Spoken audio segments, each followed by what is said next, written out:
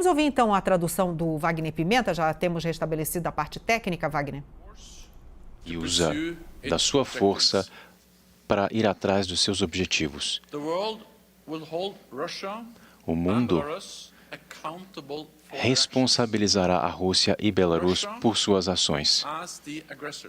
A Rússia é o agressor, Belarus a possibilitadora. Presidente Putin decidiu ir adiante com a sua agressão contra a Ucrânia, o que é um terrível erro estratégico, pelo qual Rússia pagará um preço altíssimo pelos próximos anos. A União Europeia e a OTAN decidiram por sanções fortes. Vários países ao redor do globo se juntaram a nós. Devemos estar prontos para fazer mais, ainda que isso signifique que paguemos um preço, porque estamos envolvidos nisso por um longo prazo. Ao mesmo tempo, o povo russo deve saber que a guerra do Kremlin contra a Ucrânia não tornará a Rússia mais segura.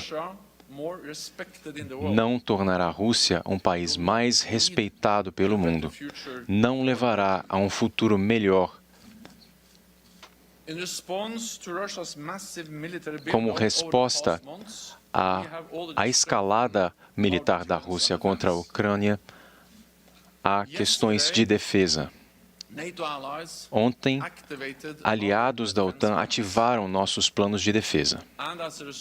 E, como resultado, estamos movimentando parte da força de resposta da OTAN, tanto por terra, quanto pelo mar, quanto pelo ar, para responder de maneira forte a qualquer contingência. Os Estados Unidos, o Canadá e aliados europeus movimentaram milhares de tropas para a região da Aliança. Temos mais de 100 jets operando em mais de 30 localidades diferentes. E mais de 120 navios da região norte até o Mediterrâneo, incluindo 3 grupos de ataque. Não deve haver espaço para erros de cálculo ou compreensões equivocadas. Faremos o que for necessário para proteger os nossos aliados e cada um dos nossos aliados. Os líderes deixaram claro também que hoje devemos deixar clara nosso apoio à Ucrânia. Não deveremos dar menos apoio aos nossos apoiadores. A nossa resposta coletiva deve ser de mais apoio a países como a Geórgia, a Moldávia e a Bósnia e Herzegovina. Devemos ajudá-los a ter sucesso na sua reforma democrática e por perseguir o caminho que eles escolheram democraticamente. Mais do que nunca, essa crise demonstra a importância da América do Norte e da Europa estarem juntas na sua resposta. Não há segurança na Europa sem um vínculo transatlântico forte. Ouvirei agora as nossas perguntas. A primeira pergunta vem da Argentina. Da Al Jazeera, perdão. Qual o temor que o senhor tem da possível queda de Kiev? Qual é a sua estimativa de que o governo da Ucrânia perdure? E o que, nesse tipo de situação de surgência, o que a OTAN pode fazer? O que vemos agora é uma invasão plena da Ucrânia de múltiplas direções, tanto por terra quanto por ar e água. Nossos serviços previram isso há muito tempo porque vimos essa escalada acontecer ao redor da Ucrânia com forças aéreas, marítimas e terrestres. Nós vimos agora ele se aproximando de Kiev e vimos também a retórica e as mensagens que indicaram fortemente que o objetivo era a mudança do governo. Remover o governo eleito democraticamente na Ucrânia. Estamos em contato com os governantes na Ucrânia. Estamos, obviamente, monitorando a situação de maneira bem próxima. É ainda uma situação fluida. E o que nós vimos é que as forças ucranianas estão lutando bravamente e, de fato, estão conseguindo causar danos às forças russas. Mas, mais uma vez, é uma situação fluida e que ainda está em desenvolvimento. Alguns dos nossos aliados expressaram durante a reunião de hoje que desejam apoiar a Ucrânia e continuar apoiando a Ucrânia de maneira militar, financeira, e nós precisaremos julgar à medida que as coisas se desenrolarem. Ouvimos também da Finlândia e da Suécia que estão dispostos a apoiar a Ucrânia, que já os apoiam há muitos anos e vão continuar. E agora, da imprensa ucraniana. Secretário-geral, nessa situação atual vista na Ucrânia, a OTAN preserva a sua vontade de proteger a Ucrânia, o seu equipamento de defesa? Ou seja, podemos esperar que a OTAN vá fornecer à Ucrânia equipamento antiaéreo? Muito obrigado. Os aliados da OTAN continuam oferecendo apoio à Ucrânia. Na reunião de hoje, a reunião de cúpula com a Finlândia e a Suécia, os aliados anunciaram e informaram os outros membros quais tipos de armas e quais tipos de apoio de defesa, o que inclui defesa antiaérea. Então, os aliados têm apoiado e continuarão a apoiar de forma militar, mas também com tipos diferentes de equipamento. E nós percebemos que, obviamente, essa é uma situação que ainda está se desenrolando e que é muito difícil. É muito difícil prever quais são as possibilidades que podem advir no futuro. Mas todos os membros e aliados estão dispostos a continuar esse apoio. A NBC agora. Muito obrigado, senhor secretário-geral. Há preocupações de que a OTAN possa, ao entrar nesse conflito, a Rússia possa acabar com o serviço de eletricidade e isso possa ter reflexos na Polônia ou na Romênia. Um cyberataque russo poderia afetar esses equipamentos? Estamos enviando uma mensagem muito clara à Rússia de que nós forneceremos apoio a um parceiro, que é a Ucrânia, e os aliados fornecerão diversas formas diferentes de apoio, incluindo equipamentos de defesa. Portanto, nós, os aliados, forneceremos todas as garantias para que o artigo 5 seja respeitado. Se um é atacado, todos são.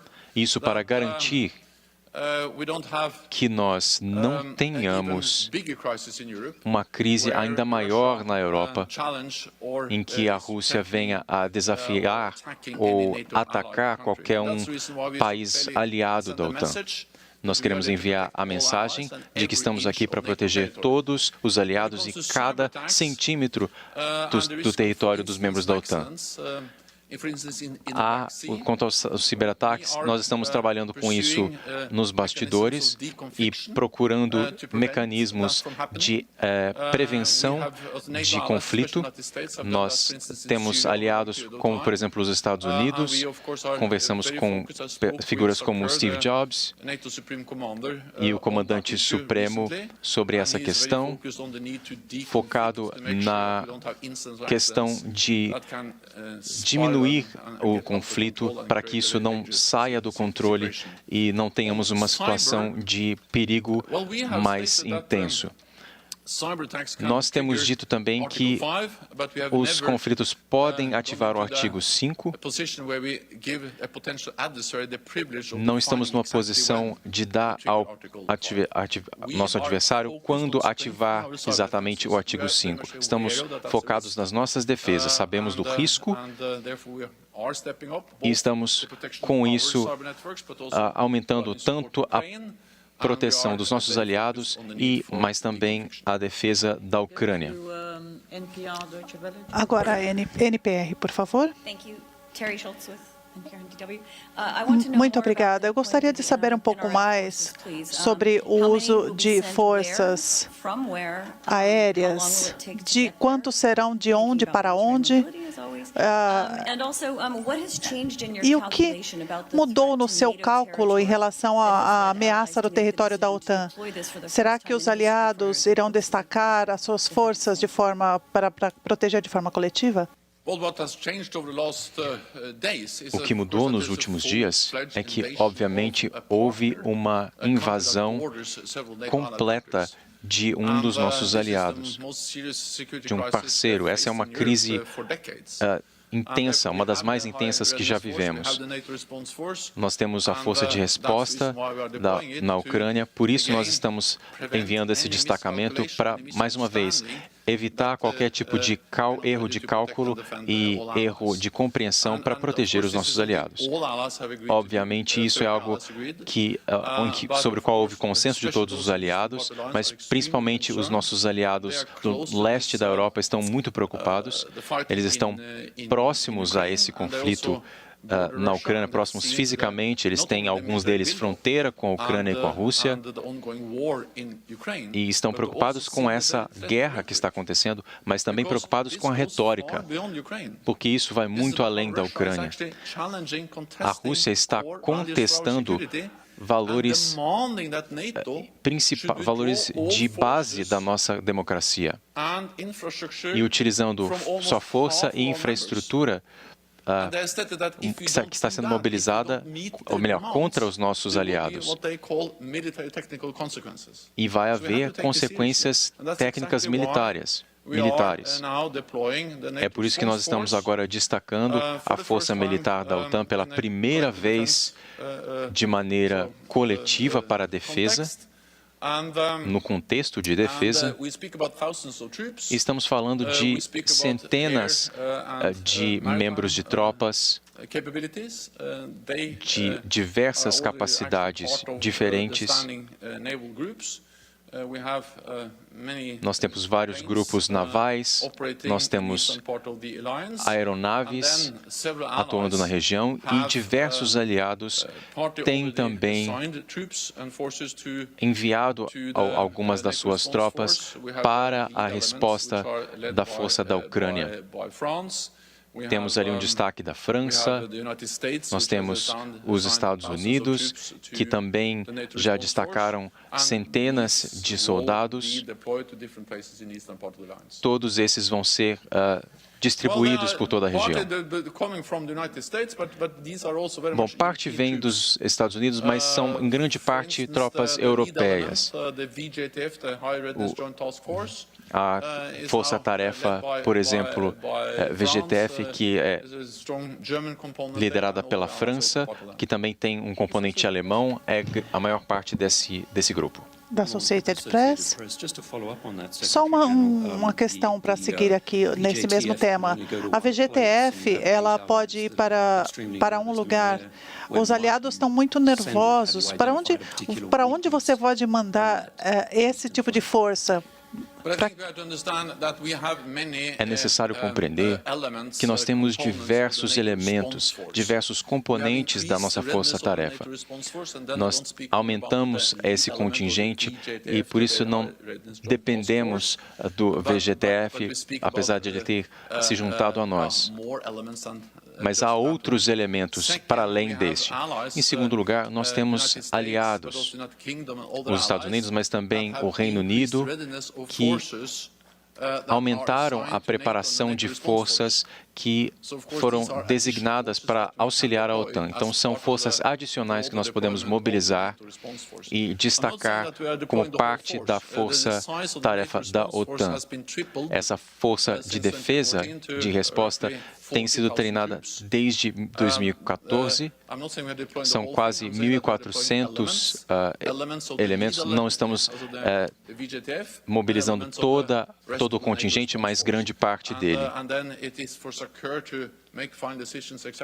Nós tomaremos decisões sobre onde cada membro será alocado, mas nós decidimos muito disso ontem. E agora, os elementos dessa força estão sendo destacados. TV2 agora, por favor. Muito obrigado. Agora, TV2 da Noruega. O que eu gostaria de seguir na pergunta feita pelo Terry, o quão rapidamente essas tropas, essas forças podem ser destacadas? Algumas dessas forças já estão operando, porque nós temos forças tanto aéreas quanto terrestres, parte também da força naval, alguns membros da força aérea, o componente aéreo da força de resposta da OTAN e também forças terrestres que devem se mover daqui a alguns dias, porque são parte do elemento de liderança. E também outros elementos que estão em posição de preparo. Nós já estamos operando porque nós já aumentamos esse nosso contingente. Vamos tentar agora ouvir duas perguntas online. A primeira da imprensa alemã. Boa tarde, secretário-geral. Na declaração que foi enviada há pouco, foi dito que as ações da Rússia são uma rejeição flagrante do ato de fundação da Rússia e que a Rússia acabou abandonando o seu compromisso de acordo com a declaração. Então, será que a OTAN considera que esse acordo Rússia-OTAN está obsoleto ou ele ainda é vinculativo, ele ainda tem, esse documento ainda é válido? Os líderes da OTAN decidiram hoje deixar muito claro com a sua declaração que a Rússia deu as costas ao ato fundacional da OTAN, que é baseado em princípios fundamentais do seu ato de fundação, que inclui a integridade e soberania de todos os países membros, incluindo os aliados como a Ucrânia. Eles têm violado esses termos ano após ano, desde a anexação da Crimeia, com presença de forças europeias e forças separatistas russas dentro da Ucrânia. E isso se intensificou com o ataque e a invasão completa da Ucrânia. O que nós vemos é que a Rússia não tem nenhum respeito pelo ato de fundação da OTAN. São duas partes, a Rússia e a Ucrânia, que uma delas não respeita um acordo.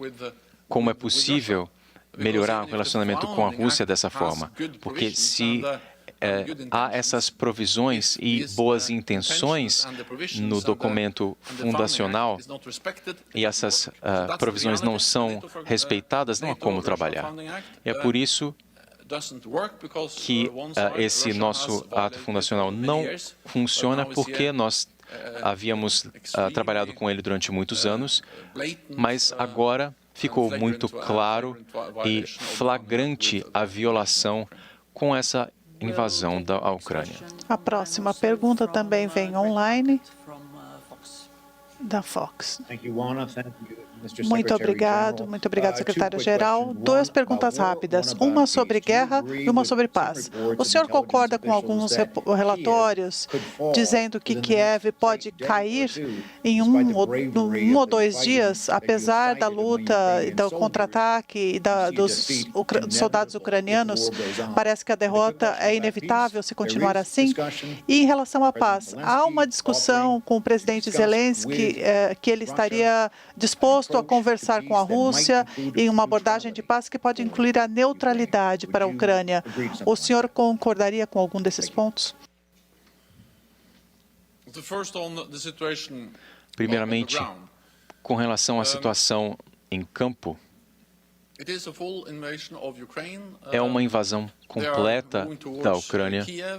Eles estão indo em direção a Kiev e o objetivo declarado é alterar o governo, derrubar o governo da Ucrânia.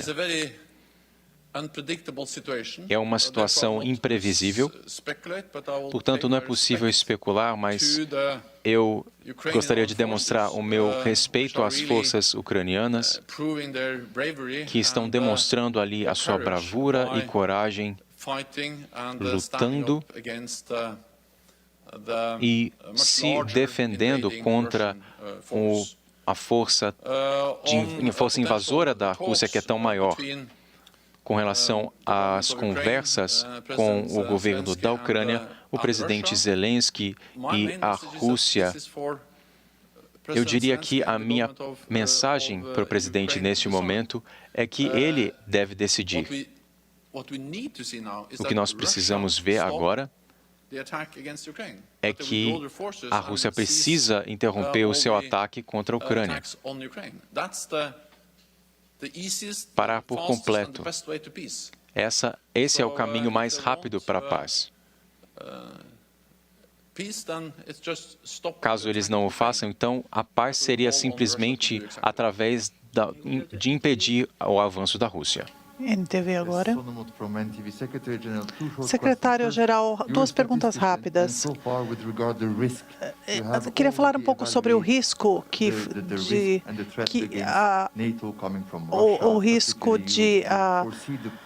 da ameaça da Rússia em cima da OTAN. Então, qual seria o risco de que esse conflito se espalhe e que possa ser esse o objetivo final da Rússia? A segunda pergunta, o senhor tem a segurança, na questão aqui, a segurança de 1 bilhão de pessoas na região transatlântica. Então, o senhor pode assegurar para a opinião pública de que há um geral para toda essa população, por causa dessa retórica agressiva da Rússia, esse comportamento inaceitável, de que todos os membros estão comprometidos a defender a cada centímetro da OTAN, dos países da OTAN? Na reunião de hoje com os líderes da OTAN, houve uma mensagem muito forte de unidade e de resolução, de que devemos estar juntos não só em palavras, mas também em ações. Então, enviamos a declaração pedindo que a Rússia pare o seu ataque contra a Ucrânia e interrompa as suas forças, mas que também vamos continuar apoiando a Ucrânia e continuaremos com a nossa presença nas fronteiras, defendendo todos os países aliados da OTAN. Nós temos uma presença forte no leste. Nós estamos aumentando a nossa presença não para provocar um conflito, mas para evitar um conflito. E não há nenhuma dúvida sobre a preparação e a prontidão da OTAN em proteger esses países. A mensagem principal é um por todos e todos por um. Nenhum aliado será se nenhum aliado for atacado, nenhum outro atacante sofrerá sanções. E é por isso que nós comunicamos de forma tão clara e é por isso que nós estamos destacando mais tropas para a região para garantir que não haja possibilidade de que a nossa vontade e preparação para proteger os nossos aliados seja contestada.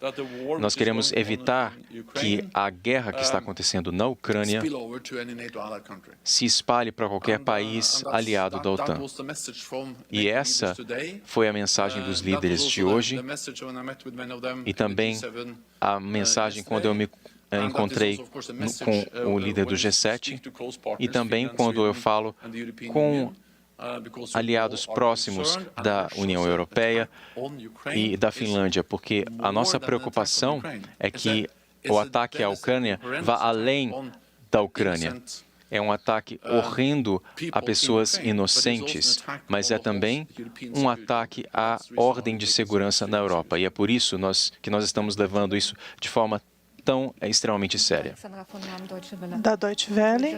Secretário-geral, uma pergunta sobre o pedido da Ucrânia à Turquia que fechasse o Estreito de Bósforo para navios de guerra russos. Isso foi discutido hoje. Ainda uma outra pergunta. Nós ouvimos hoje do primeiro-ministro da Lituânia que quando perdermos a Ucrânia hoje, iremos lutar pela Lituânia mais tarde. Se perdermos hoje, iremos lutar pela Lituânia amanhã. É um exagero? Com relação ao Estreito de Bósforo, essa não foi uma questão. Não era uma questão de um ataque potencial a um país da OTAN. Essa foi a mensagem durante todo o dia, foi a mensagem dos líderes da OTAN na reunião de hoje. Nós estamos lá para defender os nossos aliados. A OTAN é a aliança militar mais forte do mundo. E não se engane, estamos ali para proteger, defender todos os nossos aliados e cada centímetro do seu território. E dissemos isso de várias formas, não só com palavras, mas também com ações. E isso também é uma forma de evitar a guerra e é algo que nós temos feito há mais de 70 anos e que pretendemos continuar fazendo mesmo agora durante esse ataque à Ucrânia. Muito obrigado. Concluímos essa entrevista coletiva.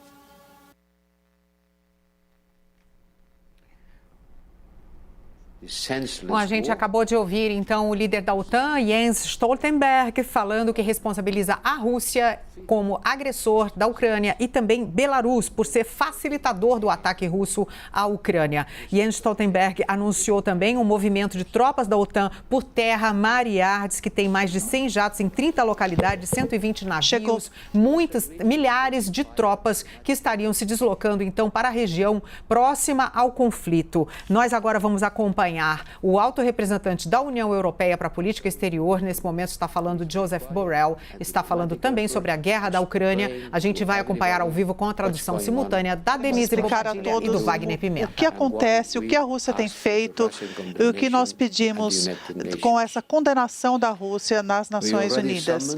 Nós fizemos uma cúpula com embaixadores da União Europeia, com os Estados-membros e as nossas delegações. Embaixadas foram instruídas a trabalharem de forma ativa para explicar aos países parceiros o perigo desse comportamento agressivo. Não é apenas um problema da Ucrânia, não é só um problema da União Europeia, é um problema da comunidade internacional. E a Rússia precisa ver como ela estará isolada da comunidade internacional. Nós estamos mobilizando apoio para a votação na ONU, no Conselho de Segurança da ONU nessa noite. Nós sabemos que a Rússia irá vetar essa proposta, mas então nós iremos à Assembleia Geral. E então nós veremos a temperatura e veremos quantas pessoas apoiam essa condenação da atitude agressiva da Rússia. Para preparar essa declaração, nós falamos com o ministro da Índia, da China e outros para explicar que não é uma questão da Ucrânia, e sim é a questão de respeito às regras internacionais e à Carta da ONU. O Putin lançou uma guerra contra um vizinho durante uma sessão de emergência do Conselho de Segurança da ONU. Isso mostra o desrespeito que a Rússia tem por essas instituições, E agora eles estão atacando verbalmente até mesmo o secretário-geral da ONU. O secretário-geral foi atacado pela Rússia por falar em favor da paz e do respeito das regras internacionais. Isso é a parte das Nações Unidas. Nos próximos dias, tanto esse conselho e no Conselho de Segurança e na Assembleia Geral, mas fora as Nações Unidas, nós também vimos reações. A primeira vem dos países, o Conselho da Europa, que adotaram uma decisão para suspender os direitos de representação da Rússia como organização. Então, todos os Estados-membros apoiaram de forma unânime essa resolução. Eu gostaria de deixar claro, e não é uma questão da exposição da Rússia à organização, uma expulsão da Rússia da organização, e sim impedir que ela se use, que ela seja beneficiada e que ela seja indicada dentro da Convenção dos Direitos Humanos. Isso pode parecer algo pequeno do ponto de vista geopolítico, mas isso acabará tendo muita repercussão. E nós não iremos ter.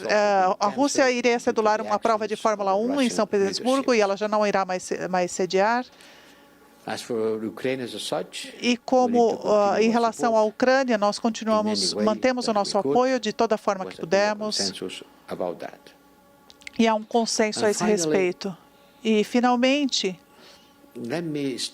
deixe-me ressaltar a importância de um ponto que é relacionado com a guerra de informação.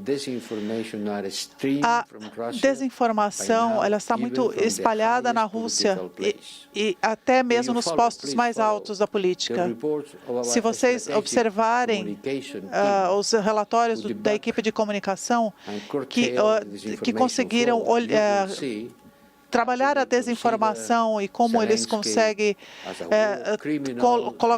retratar Zelensky como um criminoso de guerra, como nazista, usam a palavra genocídio para justificar a invasão da Ucrânia, o que tem o propósito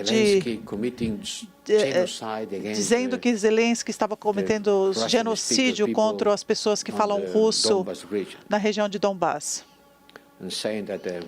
É uma loucura imaginar que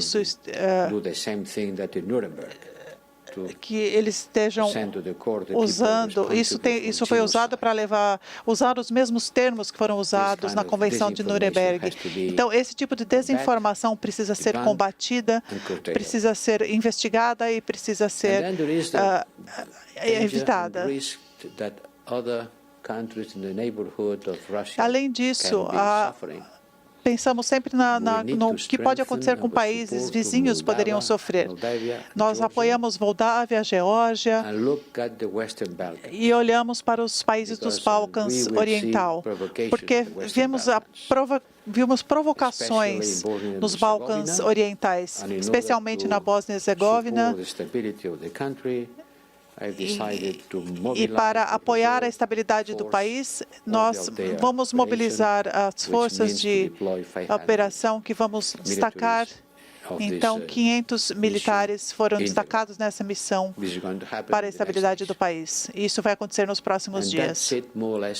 E é mais ou menos o que eu queria falar para vocês hoje, dessa reunião importante que tivemos hoje. E, de acordo com o tratado, tomou a decisão a respeito de sanções à Rússia.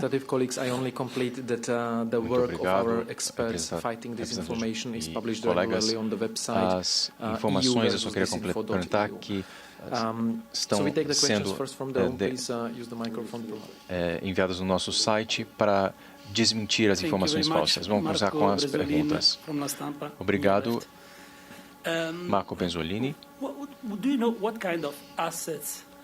Você saberia dizer quais tipos de ativo o senhor Putin está usando na Europa? É uma medida simbólica ou é algo com efeitos concretos? E se eu puder perguntar uma segunda pergunta, o senhor estava falando de um segundo pacote de sanções que foi anunciado pelo presidente e outros ministros. O segundo pacote tinha a ver com o que foi discutido ontem à noite com os líderes. Isso quer dizer que o senhor não considera as sanções fortes o suficiente, já que seja necessário um terceiro pacote?